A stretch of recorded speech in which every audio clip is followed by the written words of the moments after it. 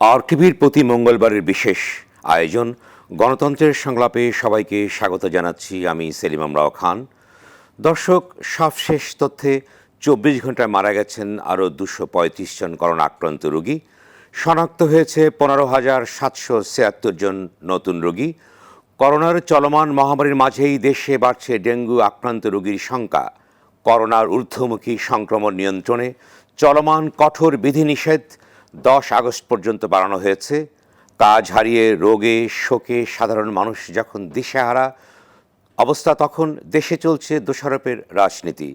Lockdown, বিধিনিষেধ, টিকা ব্যবস্থাপনা সহ প্রতিটি ইস্যুতেই আওয়ামী লীগ সরকারের ব্যর্থতা দেখছে বিএনপি। অন্যদিকে আওয়ামী লীগ বলছে করোনা সংকটে জনগণের পাশে না দাঁড়িয়ে আইসোলেশনে থেকে বিভ্রান্ত ছড়াচ্ছে বিএনপি। বড় দুই দলের এই দোষারোপকে পালাগানের রাজনীতি হিসেবে আখ্যা দিয়েছেন কেউ কেউ। এদিকে ক্ষমতাসীন দলের নাম ভাঙিয়ে দেশে গড়ে উঠেছে অসংখ্য ভুইফোর সংগঠন। তদবির বাণিজ্য, দখল আর ক্ষমতাবাজির হাজারো অভিযোগ রয়েছে এসব সংগঠনের বিরুদ্ধে। এসবকে সামনে রেখেই দর্শক, আজ আমাদের আলোচনার বিষয় রাজনীতিতে দোষারোপ ও ভুইফোর সংগঠন। আর এ বিষয়ে আলোচনার জন্য আজ আমাদের সঙ্গে স্টুডিওতে আছেন জাতীয় সংসদের বিরোধী দলীয় চিফ হুইপ, জাতীয় পার্টির প্রেসিডিয়াম সদস্য, বাংলাদেশ সড়ক পরিবহন মালিক সমিতির সভাপতি মশিউর রহমান রাঙা এমপি। অনলাইনে যুক্ত আছেন আওয়ামী লীগের প্রেসিডিয়াম সদস্য জাহাঙ্গীর কবির নানক এবং বিএনপির যুগ্ম মহাসচিব হারুনুর রশিদ এমপি। প্রশ্ন করতে অথবা মতামত জানাতে ফোন করুন স্ক্রিনে দেখা নম্বরে অথবা লিখুন ফেসবুকে। জানিয়ে রাখছি, অনুষ্ঠানটি ফেসবুকে সরাসরি সম্প্রচার হচ্ছে। যাচ্ছি মূল আলোচনা বিষয়ে রাজনীতিতে দোষারোপ ও ভুইফোর সংগঠন। প্রথমে আমি শুরু করতে চাই হারুনুর রশিদ এমপি, আপনাকে দিয়ে আমি শুরু করতে চাই। আপনি তো জানেন যে আমাদের বিষয় হচ্ছে যে দেশে একটি করোনার মতো মহামারী চলছে, দেশে প্রতিদিন লোক মারা যাচ্ছে। এই পর্যায়ে আপনারা কেন দোষারোপ খুঁজছেন? আওয়ামী লীগ বা সরকারের এত দোষ দেখছেন কেন? জি, ধন্যবাদ আজকের এই গভীর রাত্রের আর টিভির আলোচনায় সংযুক্ত করার জন্য। এখানে অত্যন্ত গুরুত্বপূর্ণ ব্যক্তিরা এখানে সংযুক্ত রয়েছেন। আসলে আপনি যে সংবাদগুলো আমাদেরকে শুরুতেই যে আলোকপাত করেছেন, এটা নিঃসন্দেহে খুবই উদ্বেগের। যে আমরা নিঃসন্দেহে একটা ভয়াবহ সংকট মোকাবেলা করছি। একদিকে করোনা, আর অন্যদিকে নতুন করে ডেঙ্গুর প্রকোপ ভয়াবহ আকারে বৃদ্ধি পেয়েছে। পাশাপাশি রাজনীতিতে যে সংকট বিদ্যমান এবং রাজনৈতিক সংকটের কারণেই আজকে আপনি যে দোষারোপের যে বিষয়টি নিয়ে এসেছেন, বিরোধী দলের দায়িত্ব বা বিরোধী দল তার কর্তব্যটা কি, বিরোধী দলের দায়িত্ব এবং কর্তব্য হচ্ছে সমালোচনা, বা আপনার যে সমস্ত ত্রুটি বা যে সমস্ত সংকটগুলো রয়েছে সেগুলো আপনার আলোকপাত করা। সেটা দোষারোপের মধ্যে দোষারোপ হিসাবে, দোষারোপ কিন্তু হচ্ছে যে একে অপরকে দোষ দেওয়া, দোষ নয়। আজকে বাংলাদেশের যে সত্যিকার অর্থে যে সংকটটা তৈরি হয়েছে, আপনি দেখেন ঈদের আগে আপনি লকডাউন দিলেন, কঠোর লকডাউন, এবং 5 তারিখ পর্যন্ত আপনি এখানে সেনাবাহিনী নামালেন, বিজিবি নামালেন, পুলিশ নামালেন, আইন প্রক্রিয়া সংস্থা নামালেন। তারপরে আপনি 5 তারিখের এই যে লকডাউন নিয়ে যে উপহাস বা যে তামাশা বা এটাকে একটা হেলাফেলা করা হলো, মানুষকে যে দুর্ভোগ এবং অশান্তির মধ্যে ফেলা হলো, এটা কি আমরা সমালোচনা বা এই বিষয়গুলো কি আমরা বলবো না? এটাকে দোষারোপ করা বলছি। জনাব হারুনুর রশিদ, শুধু এই করোনা ইস্যুতেই নয়, আমরা বিভিন্ন জাতীয় ইস্যুতে দেখেছি যে সবসময় আপনারা, যেমন রোহিঙ্গা ইস্যু ছিল, বিভিন্ন ইস্যুতে কিন্তু সবসময় আপনারা দোষারোপ করে এসছেন, পরস্পরকে দোষারোপ করে আসছেন। এই ব্লেম গেমটা কেন? দোষারোপ আপনারা আমরা যে বিরোধী দলের যে কথাগুলো বলবো, এটাকে আপনি দোষারোপ হিসাবে সংজ্ঞায়িত করছেন কেন? এই বিষয়গুলো তো সংকট না, সংকট নয়। আমরা কিভাবে বলবো আপনার যে আজকে আপনি 5 তারিখ পর্যন্ত লকডাউন দিয়ে আপনি সমস্ত ফেরি ওপেন করে দিলেন, কোনো পরিবহন নাই, মানুষকে ওই পশু, কোরবানির পশুর মতো যেভাবে ট্রাকে বাসে করে আপনার নিয়ে আসা হয়েছে সেভাবে নিয়ে আসছেন। এই কথাগুলো যদি সমালোচনা হয়, এটাকে দোষারোপ কেন বলছেন? সরকারের ব্যর্থতা নয়, সরকারের অযোগ্যতা না। সরকার যদি আপনার শিল্প কারখানা খুলে দিতেই চায়, তাহলে সরকারকে সিদ্ধান্ত নিতে হবে যে এই লোকগুলো, শ্রমিকরা কিভাবে তাদের বাড়ি থেকে তাদের কর্মস্থলে আসবে, সেই ব্যবস্থা তো আপনি করেন নাই। এই জায়গাগুলো যদি আমরা আলোচনা করি, সেটা দোষারোপ বলবেন কেন? এগুলো সরকারের ব্যর্থতা, অযোগ্যতা, এগুলো সরকারের ত্রুটি। এই সরকারের ব্যর্থতা, অযোগ্যতা, ত্রুটিগুলো বিরোধী দলের দায়িত্ব হিসাবে, বিরোধী দলের যারা দায়িত্ব পালন করছে, যেহেতু দেশে একটা ভয়াবহ সংকট রাজনীতিতেও বিদ্যমান, যারা আজকে রাষ্ট্রীয় ক্ষমতায় অবস্থান করছে, তারা কিন্তু আজকে জনগণের দ্বারা নির্বাচিত প্রতিনিধি নয়, জনগণের কাছে দায়বদ্ধতা নাই। আমি দায়িত্ব নিয়েই বলছি যে আজকে এখানে তাদের রাজনীতির মধ্যেও কিন্তু একটা বিরাট বড় সংকট বিদ্যমান রয়েছে। আজকে বাংলাদেশ আওয়ামী লীগ আজকে সারা বাংলাদেশের যে যারা আজকে প্রতিনিধি হিসাবে মনোনয়ন দিচ্ছে মাননীয় প্রধানমন্ত্রী, আপনি দেখেন ইউনিয়ন পরিষদে বলেন, পৌরসভায় বলেন, উপজেলায় বলেন, সেইখানে মাননীয় প্রধানমন্ত্রীর সিদ্ধান্তের বিরুদ্ধে হাজার হাজার তাদের দলেরই নেতা কর্মীরা আজকে বিদ্রোহ করছে, অর্থাৎ তাদের সেই সিদ্ধান্তকেও তারা গ্রহণ করছে না। আপনি তা আপনার আলোচনার মধ্যে নিয়ে এসেছেন যে ভুইপোর সংগঠন, প্রত্যেকটি সংগঠনের কিন্তু এখানে বাংলাদেশ আওয়ামী লীগ বলেন, বিএনপি বলেন, জাতীয় পার্টি, প্রত্যেকেরই কিন্তু একটা সংগঠনের গঠনতন্ত্র রয়েছে, একটি সংবিধান রয়েছে। আমি আপনাকেই বলছি, প্রশ্ন করছি যে আজকে সারা বাংলাদেশে একমাত্র বাংলাদেশ আওয়ামী লীগ ছাড়া আপনি অন্যদের কারো চোখে পড়বে না। সিটি কর্পোরেশন বলেন, পৌরসভা বলেন, এই হাইওয়ে গুলোতে বলেন, আজকে যে সমস্ত ব্যক্তিরা বিভিন্ন সংগঠনের নাম দিয়ে ব্যানার দিয়ে আজকে প্রচার প্রচারণা চালাচ্ছে, এখানে সংগঠনের দায়িত্বশীল এখানে বঙ্গবন্ধুর ছবি লাগিয়ে দিয়েছে। এখানে বঙ্গবন্ধুর ছবি লাগানোর ফলে আজকে প্রশাসন ওই ব্যানারটাও সরাতে পারছে না, সাহস করছে না। কিন্তু নানক ভাইরা দায়িত্ব নিয়ে বলুক তো, যে 10 বছরের মধ্যে কখনো প্রেস কনফারেন্স করে বা দায়িত্ব নিয়ে বলেছে যে বাংলাদেশ থেকে অবৈধভাবে যে সমস্ত পোস্টার, ব্যানার, ফেস্টুন যারা লাগিয়ে রেখেছে এগুলোকে 3 দিন সময় দিলাম, 1 দিন সময় দিলাম, না হলে আমরা প্রশাসন দিয়ে সব নামিয়ে ফেলবো। আজকে আপনি দেখেন সারা দেশে কিন্তু এই যে অপকর্মগুলো চলছে, কেন করছে, কারা করছে?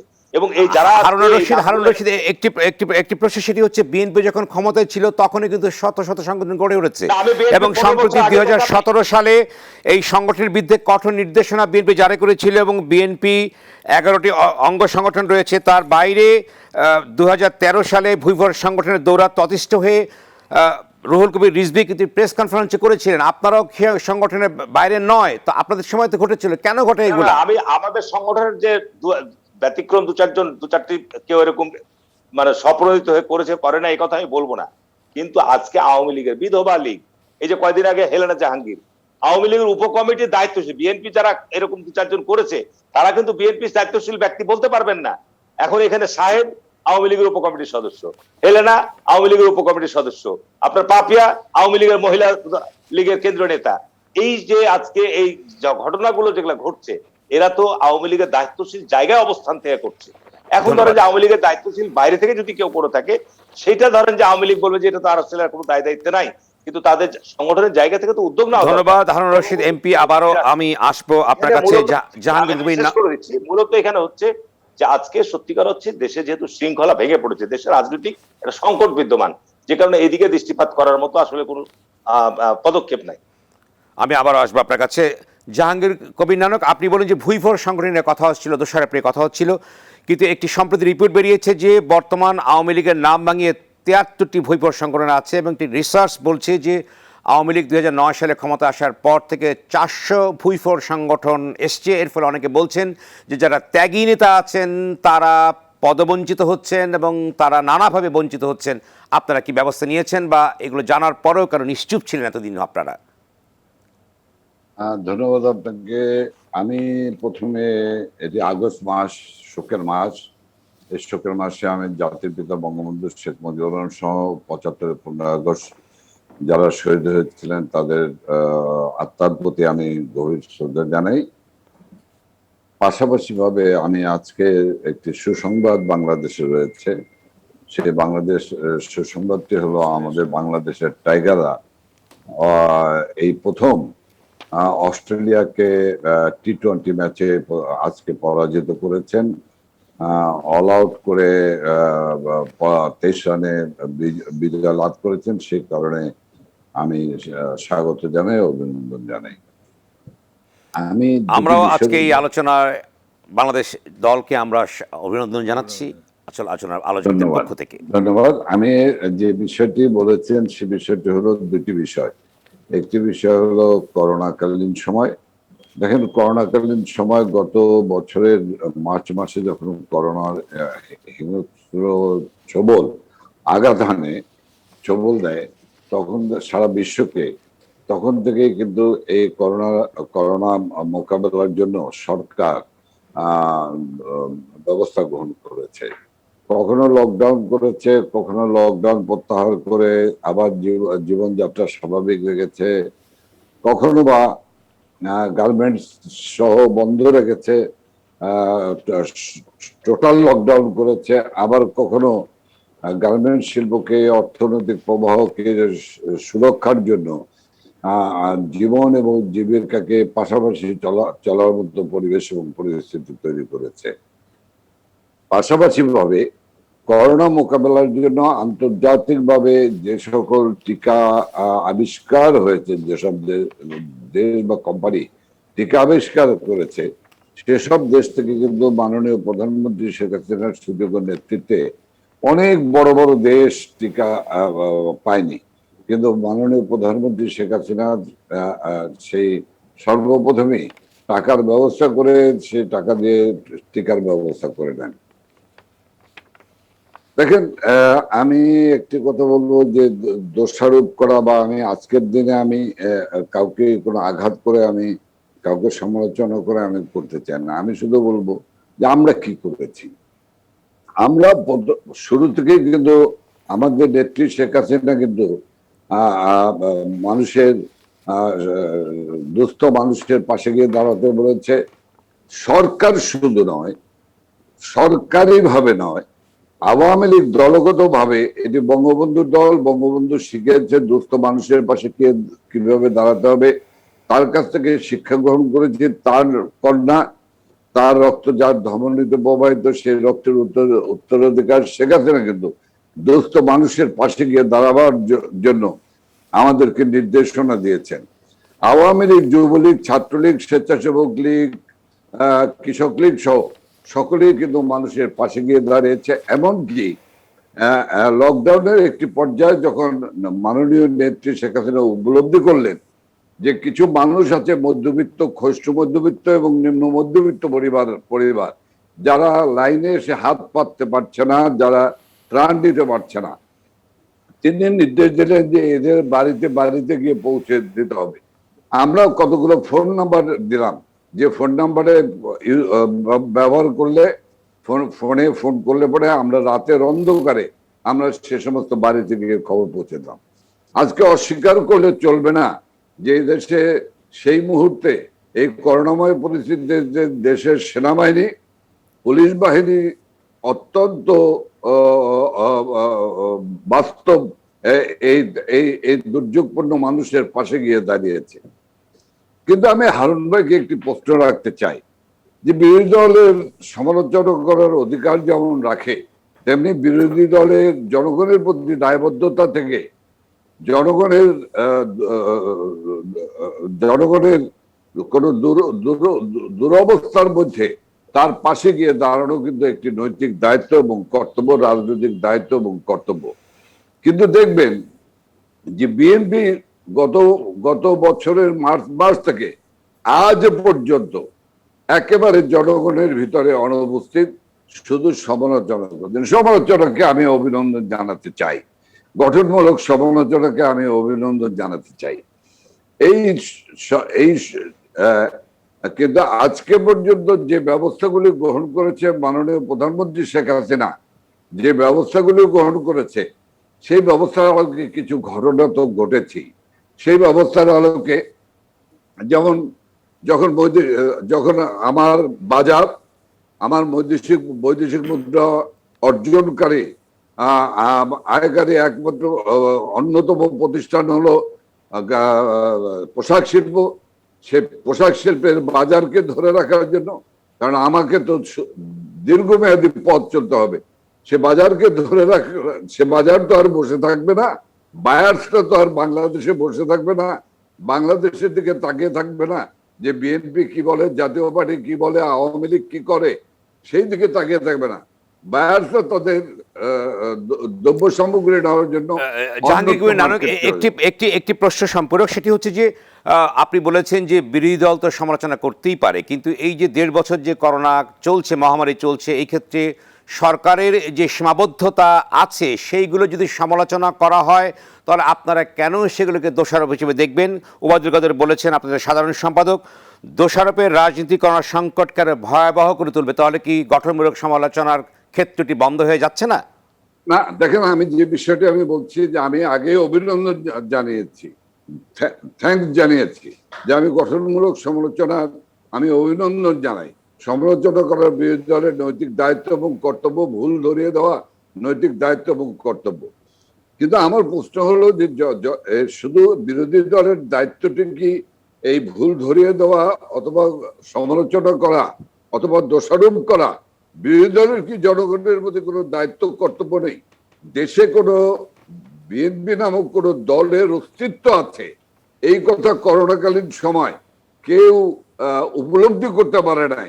আমি এটি একটা দায়িত্ব নিয়ে বলছি যে উপলব্ধি করতে পারে না যে দেশে কোনো একটি রাজনৈতিক দল আছে, বাংলাদেশ ন্যাশনালিস্ট পার্টি নামে একটি রাজনৈতিক দলের অস্তিত্ব রয়েছে। যাই হোক, এটি যার যার জনগণের প্রতি আস্থা অথবা জনগণের প্রতি প্রতিহিংসার কারণ হতে পারে, জনগণের উপর বিক্ষোভের বহিঃপ্রকাশ হতে পারে, ক্ষুব্ধতার বহিঃপ্রকাশ হতে পারে। তবে আমরা মাননীয় নেত্রী শেখ হাসিনার নেতৃত্বে আমরা চেষ্টা করছি, সারা দেশ করোনায় আক্রান্ত, ক্ষতবিক্ষত। সেক্ষেত্রে বাংলাদেশের শেখ হাসিনার নেতৃত্বে জীবন এবং জীবিকা উভয়কে কিন্তু পাশাপাশি ভাবে চলাচল করছে, সমান্তরাল ভাবে চলছে। আরেকটি বিষয় আমি বলে রাখতে চাই, ভূইফোরদেরকে নিয়ে আমি বেশি কথা বলতে চাই না, তবে আমি একটি কথা বলতে চাই, যে কথা বলেছেন হারুন ভাই, মাননীয় সংসদ সদস্য এবং যুগ্ম সচিব বিএনপি, সেটি হলো আমাদের পার্টির জেনারেল সেক্রেটারি বহুবার, এমনকি রাস্তা হাইওয়ের উপরেও যে পোস্টার, লিফলেট, ব্যানার, ফেস্টুন রয়েছে, সেগুলো নামিয়ে ফেলানোর জন্য সময়সীমা নির্ধারণ করে দিয়েছেন। এখন কিছু কিছু ভুইফোর তো দাঁড়ায়, যেমনি বিএনপির সময় দাঁড়িয়েছে, যেমনি জাতীয় পার্টির সময় কিছু ভুইফোর দাঁড়িয়েছে, গজিয়ে উঠেছে, তেমনি ভাবে ভুইফোর এখনো কিছু গজিয়ে উঠেছে। তাদের বিরুদ্ধে ব্যবস্থা নিচ্ছেন। আমি আবারও তবে বিষয় হলো ভাই, বিষয়টি হলো সরকার কোনো ব্যবস্থার দিকে এগিয়েছে কিনা। সরকারের ব্যাপারে জিরো টলারেন্স, সরকার কোনো ছাড় দেয়নি, কোনো জাহাঙ্গীরকে ছাড় দেয়নি, সরকার কাউকে ছাড় দেবে না। আমরা বলতে পারি যে ভুইফোর যে দলগুলি আছে, সে দলগুলির ব্যাপারে আগামীকাল সম্পাদক মন্ডলীর জরুরি সভা ডাকা হয়েছে, সেই সভায় আমরা আরো কঠোর থেকে কঠোরতর। ধন্যবাদ জাহাঙ্গীর নানক। আবারও আসবো আপনার কাছে। একজন দর্শক টেলিফোনে আছেন, ফোনটি নিয়ে। দর্শক, আপনার পরিচয় দিয়ে বলুন সংক্ষেপে আপনার প্রশ্নটি। আসসালামু আলাইকুম। ওয়ালাইকুম আসসালাম। আমি খসরু বলছিলাম পিরিজপুরের কাউখালী থেকে। জি বলুন। আমার প্রশ্ন হলো, ভুইফোর সংগঠন নামে যে সংগঠনগুলো আমাদের দেশে প্রতিষ্ঠিত হয়েছে, এই সংগঠনের পিছনে কোনো না কোনো প্রভাবশালী নেতার ইন্ধন রয়েছে, নাহলে কি করে তারা এত বড় একটা সংগঠন করলো? যারা প্রভাবশালী তারা এই সংগঠনের পিছনে কলকাঠি রাখছেন, যারা তাকে সহযোগিতা করেছেন, তাদেরকে কেন সামনে আনা হয় না? এই প্রভাবশালী নেতারা না থাকলে তারা এত বড় সংগঠন করতে পারে না। এর জবাবটা কে দেবে? ধন্যবাদ জাহাঙ্গীর নানক। আপনি সংক্ষেপে আপনি উত্তর দিন। একদম আমি ওনার কথার সঙ্গে আমি একমত। কাউখালী থেকে যে ভাই বলেছেন, ওনার কথার সঙ্গে আমি একমত, এবং আমি বলতে চাই যে এটি আমরাও বলছি যে যারা এর সঙ্গে জড়িত, যারা এটি লালন পালন করেন এদেরকে, তাদের বিরুদ্ধেও কঠোর আইনানুগ ব্যবস্থা। ধন্যবাদ। আবারও আসবো আপনার কাছে জাহাঙ্গীর নানক। মশিউর রহমান রাঙা এমপি, আপনি বলুন যে যেখানে দোষারোপ করছে, সকালে বিকেলে প্রধান দুই দল আর এক দলকে দোষারোপ করছে, এবং অনেকে বলছেন এটি পালাগানের রাজনীতি বলছেন অনেকে, তাহলে আপনি কিভাবে দেখছেন এই দুই দলের রাজনীতি, দোষারোপের রাজনীতি কিভাবে আপনি মূল্যায়ন করছেন বা দেখছেন? আপনাকে ধন্যবাদ, সেই সঙ্গে নানক ভাইকে এবং হারুন ভাইকে দুইজনকে ধন্যবাদ জানাচ্ছি। আমার দুজনেই আমাদের কলিগ আমরা, এবং সেই সঙ্গে অগণিত দর্শকদের আপনার ধন্যবাদ জানাচ্ছি। এবং জাতির পিতার শাহাদাতের মাস এটি, এবং ওনার পরিবারের একসঙ্গে অনেক মানুষ, 16 জন মানুষ অথবা 21 জন এরকমই শাহাদাত বরণ করেছেন। সুতরাং আমি ওনাকে শ্রদ্ধার সঙ্গে স্মরণ করছি। তো প্রথমেই বলি, আসলে ভুইফোর সংগঠন এগুলো এত বেশি মাথাচাড়া দিয়েছে। এবং আজকে মাননীয় প্রধানমন্ত্রী, আমি একটি দেখছিলাম যে তিনি বলছিলেন যে এগুলো বিভিন্ন দল থেকে, অর্থাৎ বিএনপি থেকে, জাতীয় পার্টি থেকে, আওয়ামী লীগ থেকে, আপনার জামাত ইসলাম থেকে এসে তারা তাদের এখানে আসন গেড়ে বসছে, এবং তারা সমস্ত দুর্নীতি করছে, লুটপাট করছে, তারা এগুলো করার জন্যই এখানে আসছে।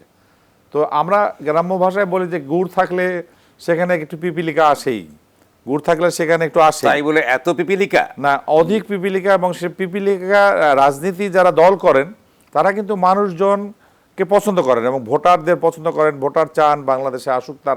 তারা চেষ্টা করছে যে দল থেকে আসে আসুক না, অন্তত আরেকটি দল থেকে আসলেও তো আমাদের দলটা ভারী হচ্ছে। তো এই ভারী করতে করতে এত বেশি ভারী হয়ে গেছে যে এখন আর এই ভার বহন আওয়ামী লীগ নিজেও আর করতে পারছে না, যে এই ভার বহন। তো সুতরাং আজকে মশিউর রহমান রাঙা, একটি প্রশ্ন করতে চাই যে যখন এরশাদ সাহেব ক্ষমতায় আসতেন তখনই কিন্তু 132টি দল গঠন করা হয়েছিল এবং তার নামে, এবং এই ব্যাপারে বিচিত্র একটি কাভার স্টোরি হয়েছিল। 132 দল, 132টি দল হয়েছিল তখন। দল আর অর্থাৎ আপনার সহযোগী সংগঠন ছিল এবং আপনাদের সংসদে 88 সংসদে 88তে দল নিয়ে বিরোধী দল গঠিত হয়েছিল। বলুন যে এই কালচারটি কেন? না, এটি তো আপনাদের সংখ্যা বৃদ্ধি করার জন্য, যে আমরা 88 দল বা 120 দল, এগুলো দেখা গেছে যে অনেক সময় আমাদের যেটা বাস্তবতা, যেটা যে 2 জনে মিলে একজন বা 10 জনে মিলে একটা দল করেছে। আর এরকম এখনো যে আপনার 14 দল আছে, নাসিম ভাইকে আমি জিজ্ঞেস করছিলাম যে 14 দলের কি অস্তিত্ব আওয়ামী লীগের যে খুঁজে পাওয়া যাবে? বলে যে না, অনেককে পাওয়া যাবে, অনেককে যাবে না।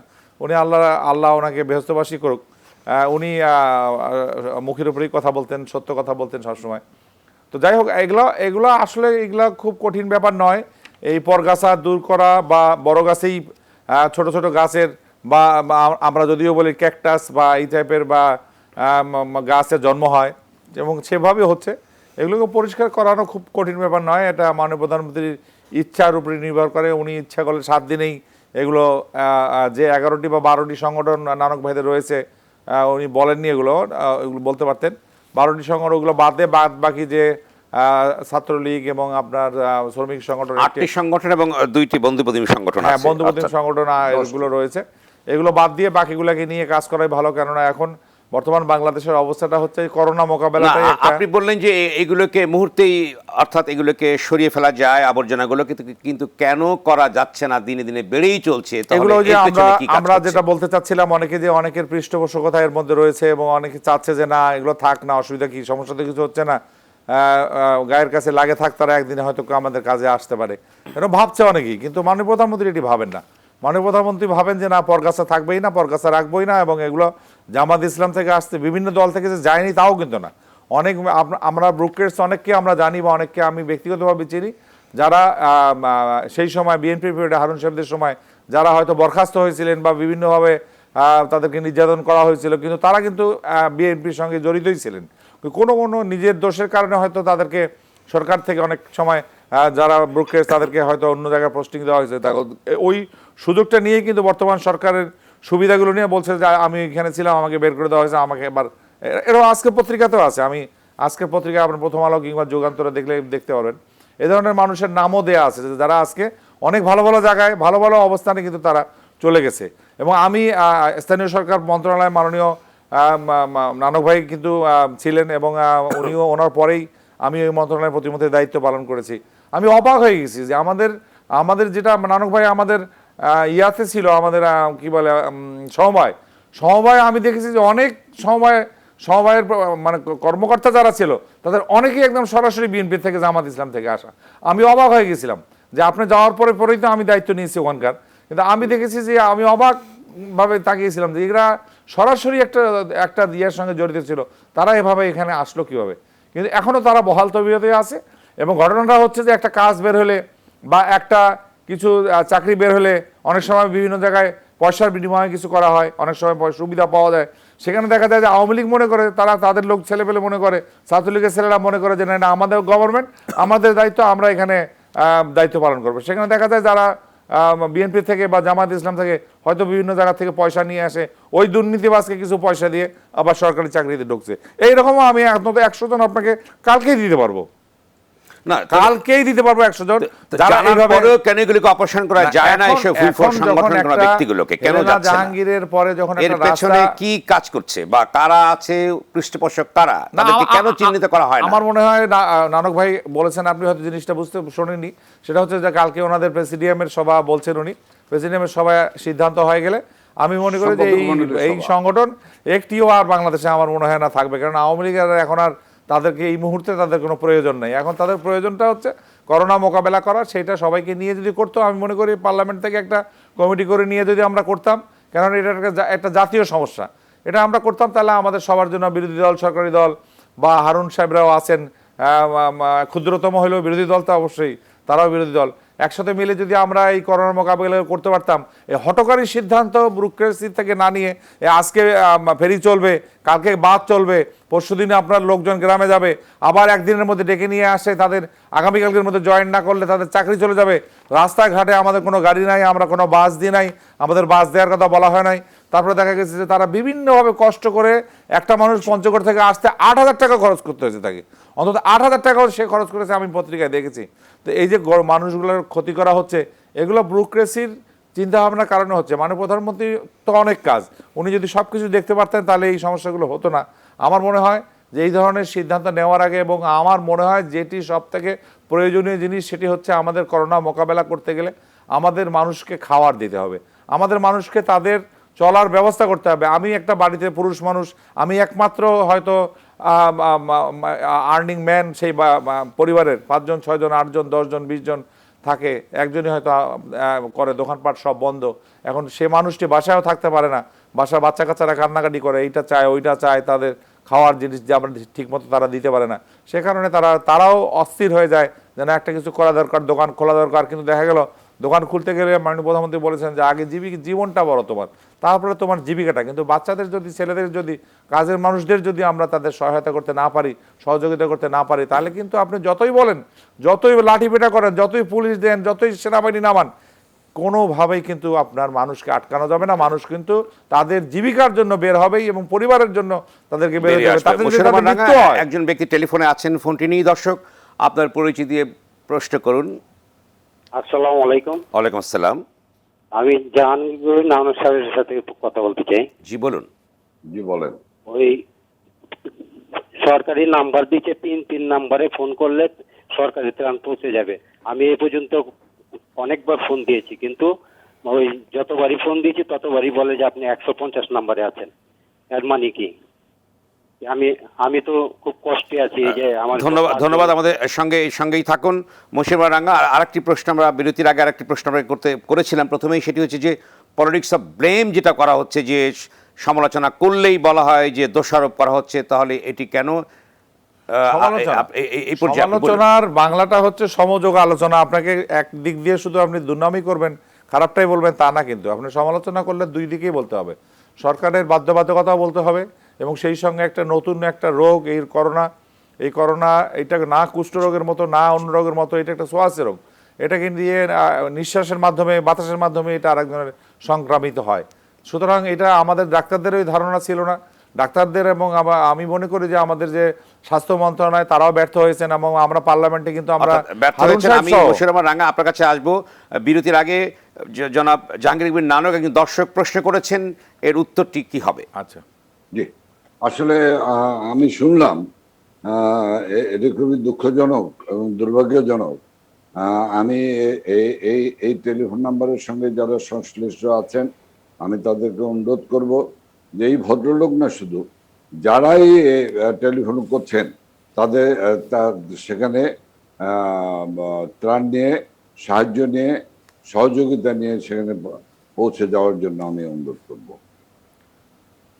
যাই হোক, তো আমাদের যেটা আমি বলতেছিলাম, চাচ্ছিলাম শেষ পর্যন্ত, সেটি হচ্ছে যে আমাদের সরকার, আমাদের আসবে একটা বিরতির পরে, আবারও আপনাকে বলতে দেব, আমি একটু বিরতিতে যেতেই হচ্ছে আমাদের। দর্শক, গণতন্ত্রের সংলাপে নিচ্ছি ছোট্ট বিরতি, ফিরছি শীঘ্রই, সঙ্গেই থাকুন।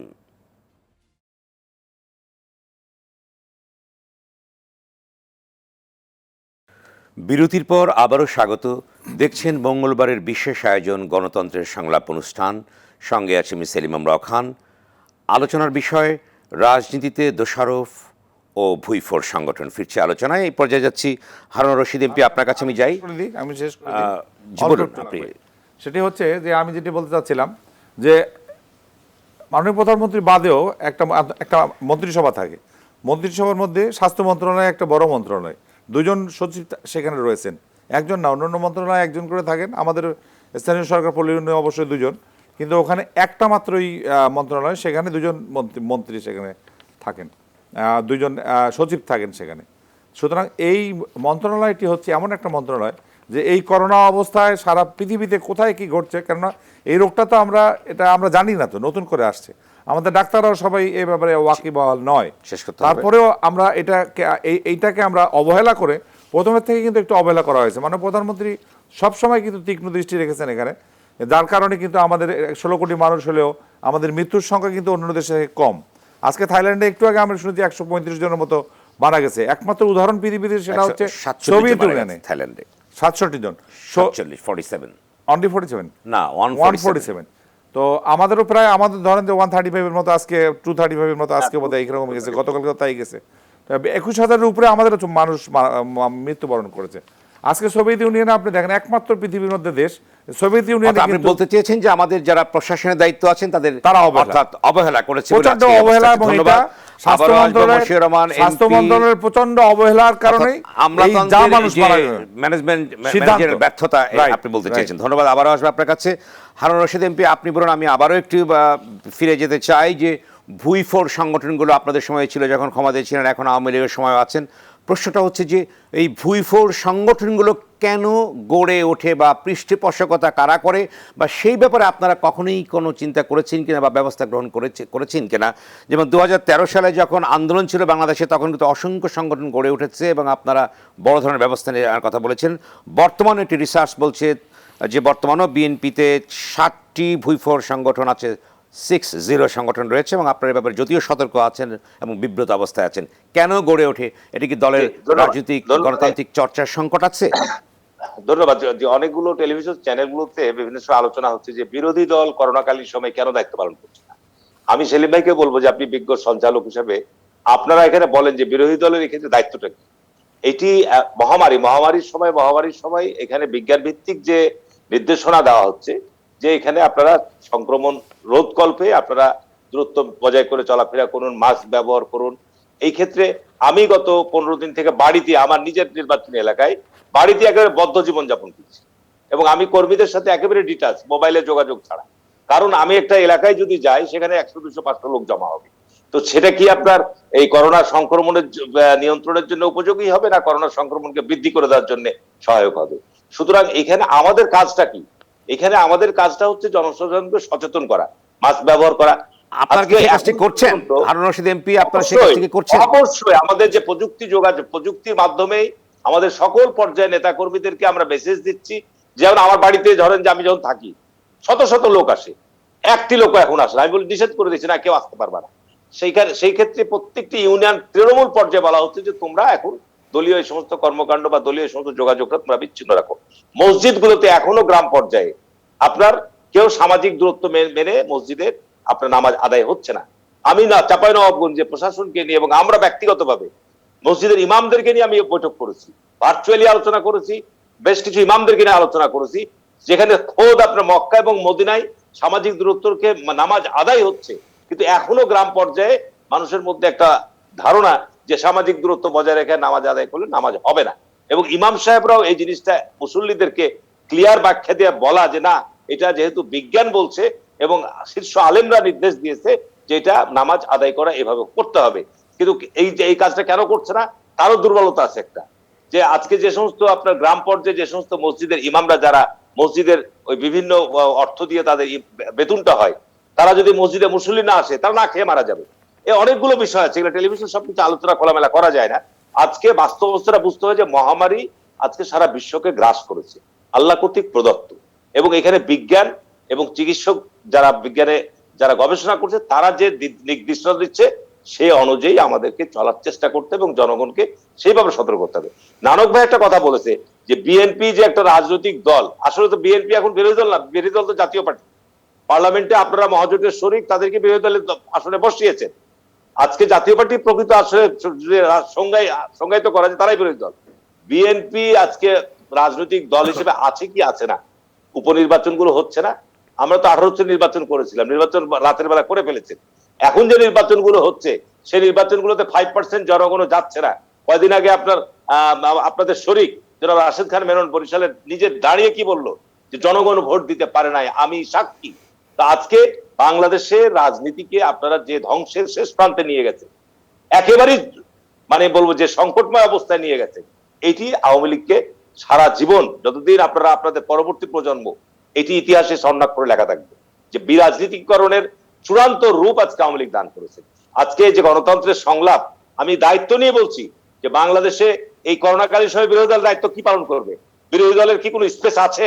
সেলিম ভাই, আপনাকে প্রশ্ন করছি, আজকে বাংলাদেশে বিরোধী দলের কোন স্পেস আছে? বিরোধী দল তার প্রতিবাদ করার, তার যে কথাগুলো বলার কোন স্পেস রাজধানীর মতো জায়গায় গত 5-7 বছর থেকে একটি সভা সমাবেশ করার অনুমতি পায় না। তাহলে আজকে বিরোধী দল করোনাকালীন সময় যখন এই বিভিন্ন টিভি চ্যানেলগুলোতে ঘুরে এই কথাগুলো দায়িত্বশীল জায়গা থেকে বলেন, আগে বলতে হবে যে বাংলাদেশে সত্যিকার অর্থে বিরোধী দলের কোন রাজনৈতিক স্পেস আছে কিনা, এই জায়গাটাকে আপনারা আলোচনা করেন। সরকারি দলকে আগে জবাবদিহিতার মধ্যে নিয়ে আসেন যে বাংলাদেশে সত্যিকার অর্থে কোন বিরোধী দলের স্পেস রাখা হয়েছে কিনা। এই জায়গাগুলো যদি আজকে সরকারি দলের জায়গাগুলো কেন আজকে কর্তৃত্ববাদী শাসনের কারণে আজকে যে ভুইপোট সংগঠনের কথা বললেন, হ্যাঁ ভুইপোট সংগঠন বিএনপির মধ্যে দু একটা বিএনপির নাম দিয়ে ব্যবহার করতে চাই, এটি আমার গবেষণায় আমি মনে করি যে অর্থলিপ্সা, ক্ষমতা, এই সমস্ত কারণের জন্য এই সমস্ত সংগঠনগুলো গড়ে ওঠে। এবং যদি এগুলোর আশীর্বাদ পুষ্ট না হয় দায়িত্বশীল জায়গা থেকে, আমি তো আপনাকে বলছি যে বিএনপি যে সমস্ত 5-6টা সংগঠনে আমরা বিব্রত, আমি দায়িত্ব নিয়ে বলছি বিএনপির স্ট্যান্ডিং কমিটি, বিএনপির যুগ্ম মহাসচিব, বিএনপির শীর্ষ নেতৃবৃন্দের জায়গা থেকে ওই সমস্ত সংগঠনের প্রতি কাউরই কোনো আশীর্বাদ নাই, কাউরই কোনো সম্পৃক্ততা নাই। ওই সব জায়গায় বিএনপির শীর্ষ নেতারা কেউ গিয়ে সংলাপ করে বা আলোচনা করে এরকম কোনো ঘটনা নাই। কিন্তু আওয়ামী লীগের যে সমস্ত এই ভুইপোট সংগঠনগুলো, তারা আপনার বিভিন্ন উপকমিটির সদস্য, তারা আওয়ামী লীগের বিভিন্ন কেন্দ্রীয় কমিটির দায়িত্বে রয়েছে, বিভিন্ন অঙ্গ সংগঠনের দায়িত্ব রয়েছে, তারাই এই সমস্ত ভুইপোট সংগঠনের জন্ম দিয়েছে। ধন্যবাদ সেটি নানক ভাই বললেন যে কালকে তাদের যে এই সভা হবে, সেই সভায় সিদ্ধান্ত হবে, এটা সিদ্ধান্তের প্রশ্ন যে না এই সমস্ত কোন সংগঠন। আমি বলছি প্রশাসন পারবে না।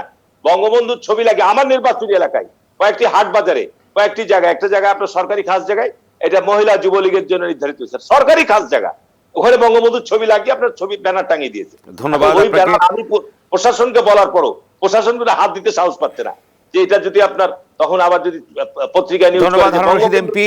আমি সময় পেলে আবারও আসবো। জাহাঙ্গীর কবির নানক, আপনি বলুন যে তিনি বলেছেন বিরোধী দলের কোনো স্পেস নেই এবং অতিরিক্ত আমরা নির্ভরতা করোনা ব্যবস্থাপনায় অনেক ক্ষেত্রে ব্যর্থতা সৃষ্টি করেছে, যেটা মশির রাঙ্গা বলবেন। প্রথমত হলো হারুন ভাই যে কথাটি বলেছেন যে বিরোধী দলের দায়িত্ব পালনে করোনার একটি সংক্রমণ রোগের কারণে তারা কাজ করতে পারছেন না, এটি হলো দেখেন দেখেন এটি হলো যুক্তির জন্য যুক্তি বলেছেন। আজকে বাংলাদেশে গত বছরের আমন ফসল যখন হলো তখন বিজ্ঞ পণ্ডিতজনরা, বুদ্ধিজীবীরা বলেছিল যে তখন লকডাউন ছিল, ধান খেতেই পড়ে থাকবে, কৃষকের অভাবে উত্তরবঙ্গ থেকে কৃষক আসতে পারবে না, কৃষি শ্রমিক আসতে পারবে না, ধান কাটা যাবে না।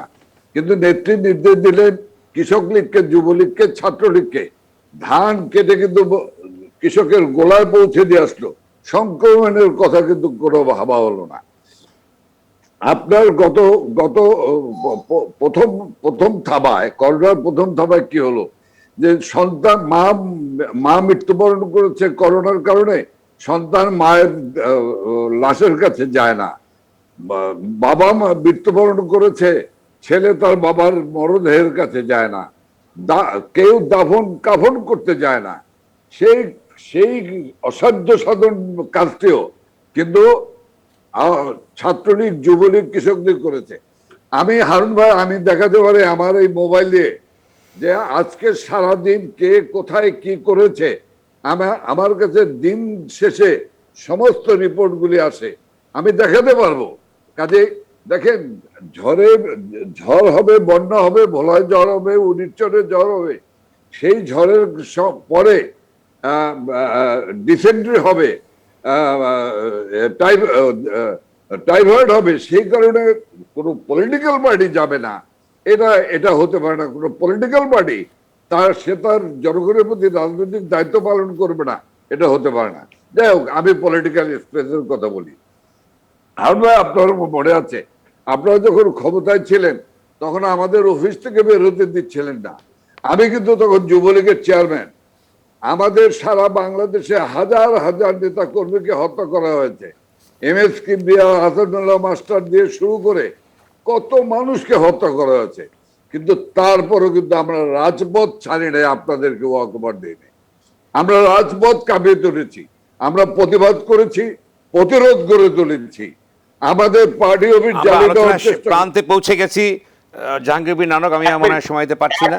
সেলিম ভাই আমি 30 সেকেন্ডে বলতে পারেন, 30 সেকেন্ড আপনার জন্য।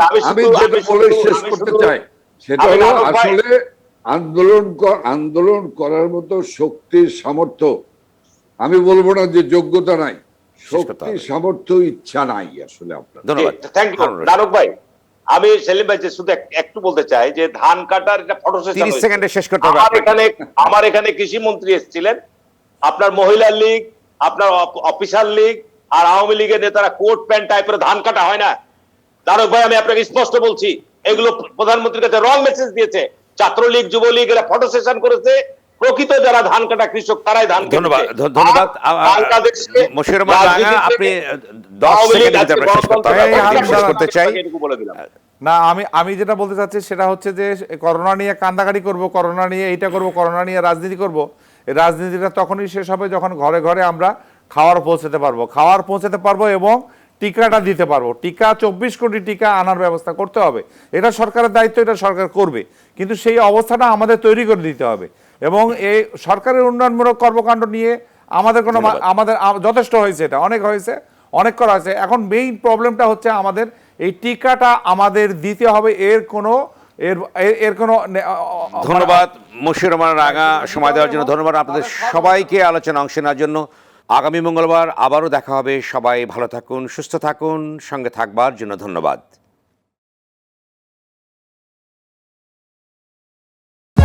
For more updates, subscribe and press the bell icon on YouTube app and never miss another update.